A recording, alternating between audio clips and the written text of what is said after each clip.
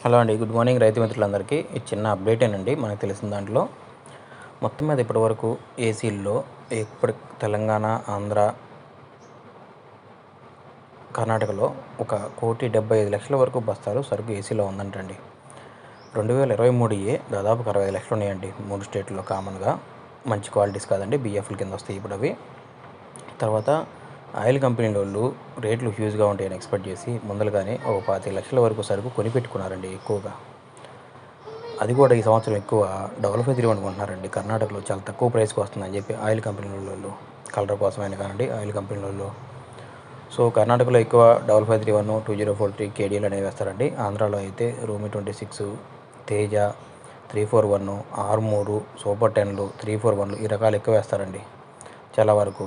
ఖమ్మము వీటిలో ఇక్కడైతే మనకి ఎక్కువ తేజ వేస్తారండి. వరంగల్ అయితే వండర్ హార్ట్ ఇవి ఎక్కువ పడతాయండి. మన దగ్గర ఈసారి డీడీలు ఏవైనా కానీ క్వాలిటీ చాలా తక్కువ ఉన్నాయండి. సరుకు మాత్రం చాలా ఎక్కువ ఉందండి. మామూలుగా మార్చి 15 తర్వాత మన మార్కెట్కి హ్యూజ్గా సరుకు వస్తాయండి, మంచి క్వాలిటీస్ వస్తాయి. కానీ ఇప్పుడు 80% వరకు క్వాలిటీస్ అన్నీ అయిపోయినాయండి, 20% ఉన్నాయి. వాటిలో కూడా కొత్త వాటిలో కూడా ఈ సంవత్సరం కూడా దాదాపుగా అన్ని 3 స్టేట్ల మీద కలిపి చాలా వరకు సరుకు ఏసీలకి వెళ్ళిపోయిందండి. రేటు తక్కువ ఉన్నాయని చెప్పని చాలామంది స్టాక్ పార్టీ వాళ్ళు వీళ్ళు చాలా తక్కువ ప్రైస్లో కొనిపెట్టుకుంటున్నారండి. బట్ రానున్న రోజుల్లో మార్కెట్ ఎలా ఉంటుంది అనేది ఎవరు ఎక్స్పెక్ట్ చేయలేకపోతున్నారండి బేసిక్గా.